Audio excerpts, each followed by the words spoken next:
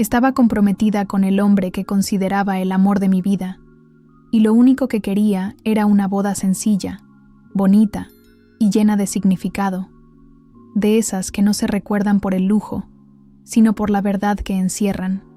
Y aunque no quisiera grandes fiestas ni ostentación, solo quería sentirme elegida, amada, celebrada, como cualquier mujer sueña en algún momento de su vida. Pero cuando fui a hablar con mi padrastro, el hombre que técnicamente ocupaba el lugar de mi padre desde que tenía 7 años, y le pedí que me ayudara como había hecho con mi hermana mayor, la respuesta fue como un puñetazo que llevaba décadas de silencio acumulado. Me dijo que los tiempos habían cambiado, que solo podría pagar la mitad de lo que habíamos planeado, y aunque sé que 90.000 es mucho dinero, y mucha gente nunca tendría esa cantidad, me dolió profundamente porque no se trataba solo de cifras, se trataba de valor, de afecto, de lo que siempre había estado entre líneas. Me dolió porque con mi hermana gastó el doble sin pestañear, sin negociar, sin hacer que pareciera una carga. Y no, nuestra familia no estaba en crisis. Simplemente no quiso. Y allí comprendí que, incluso después de tantos años, yo seguía siendo la otra, la hija que llegó demasiado tarde, la que no era suya, la que tenía que aceptar lo que quedaba. Y eso me destrozó por dentro, porque me esforcé tanto, me callé tantas veces. Le llamé padre aunque no lo sentía, solo para ver si algún día él haría lo mismo conmigo de verdad. Pero la cruda realidad me golpeó en el momento en que me explicó que no era nada personal, que solo era la realidad actual. Pero para mí siempre fue personal, desde las risas que reservaba solo para mi hermana, hasta los abrazos que nunca me dio. Mi vida estaba hecha de esos recortes desiguales que aprendí a tragar. Y ese día grité, lloré, dije todo lo que había ocultado durante años.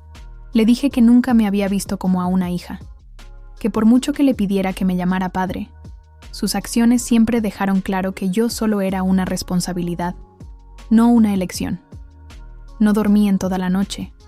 Me sentía una tonta por haber creído que esta vez sería diferente. Pero entonces, como si el universo quisiera romperme y volver a pegarme de la forma más retorcida posible, recibí un mensaje de mi padre biológico, el que desapareció de mi vida cuando yo era solo una niña de 5 años y que nunca me envió una carta, un regalo, nada. Y de repente ahí estaba, diciendo que se había enterado de mi compromiso y quería felicitarme, que entendía si no quería hablar, pero que aún así me deseaba lo mejor. Y ahí fue cuando me derrumbé. Lloré como no lo había hecho en mucho tiempo. Lo llamé sin pensarlo y escuché su voz. Una voz que parecía venir de un pasado lejano que había intentado enterrar. Se disculpó. Habló del miedo, de la cobardía. No se justificó. Solo dijo que si le daba una oportunidad, estaría presente, de la forma que pudiera.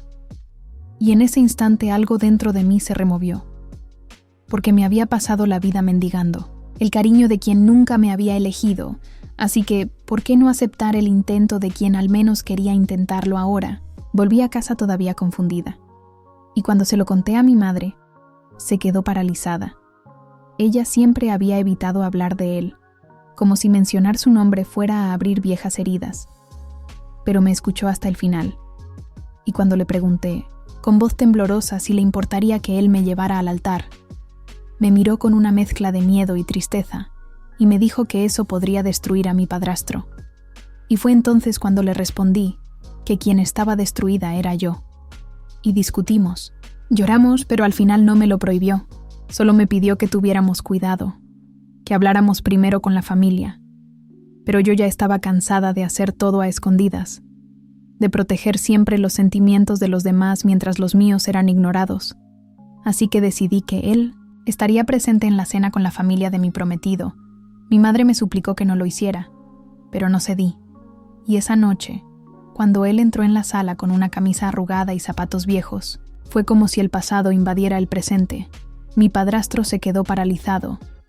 Preguntó qué hacía ese hombre allí, y yo, sin dudar, le dije que era él quien me llevaría al altar, que era mi padre. El silencio que siguió fue ensordecedor. Nadie dijo una palabra. Mi padrastro comió en silencio, sin brindar, sin sonreír, como si fuera una bomba a punto de estallar, y al día siguiente comenzaron las cancelaciones.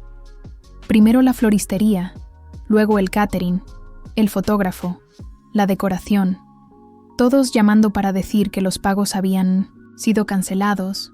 Confundida, fui a la oficina de mi padrastro.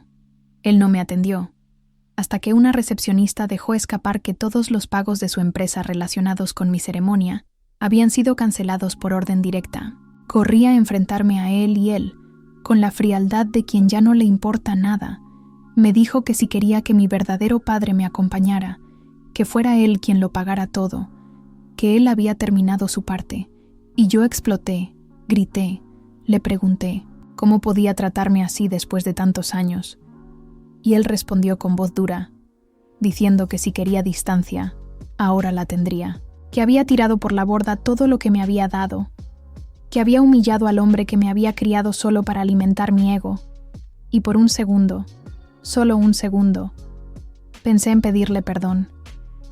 Pero entonces vi en sus ojos no dolor, sino orgullo herido, ego herido, y me di cuenta de que nunca me había visto como una verdadera hija. Volví al hotel donde mi madre y yo nos alojábamos, y se lo conté todo. Y allí, entre lágrimas, le envié un mensaje a mi padre biológico pidiendo ayuda, diciéndole que si alguna vez había querido estar presente, ese era el momento.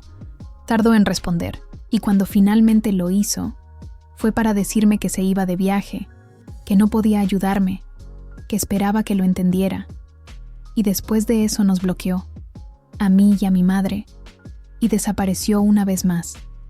Esta vez, llevándose la última chispa de esperanza que me quedaba.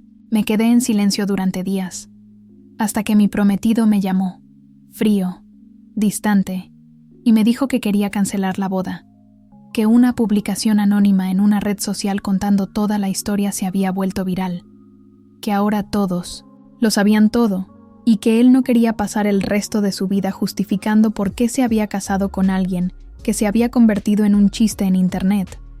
Intenté discutir, pero él dijo que ya no me reconocía, y colgó.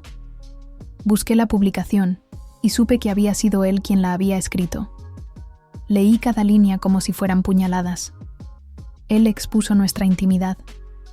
Me pintó como una manipuladora, como alguien cruel que destruyó a su propia familia por capricho, y los comentarios eran aún peores. Me llamaban loca, ingrata, mala hija, bandera roja andante, y cuando mi hermana compartió la publicación en sus redes con un comentario sarcástico, algo dentro de mí murió. Me encerré en una habitación de hotel sin dinero, sin apoyo, sin futuro, y cuando nos echaron de allí, mi madre se fue a casa de una prima, pero yo no quise ir. No quería ser una carga otra vez. Una amiga me consiguió una habitación minúscula en una pensión, donde viví durante semanas con lo mínimo, haciendo 2 trabajos al día, juntando monedas, intentando no desaparecer. Vendí el anillo de compromiso, borré mis redes sociales, empecé de nuevo, en silencio, escribiendo en un cuaderno frases que nunca me atreví a pensar, que no necesitaba merecer amor, que lo merecía simplemente por existir. Y poco a poco volví a ser yo, más herida, más escéptica, pero viva. Y hoy, cuando me preguntan qué pasó, no lo cuento todo.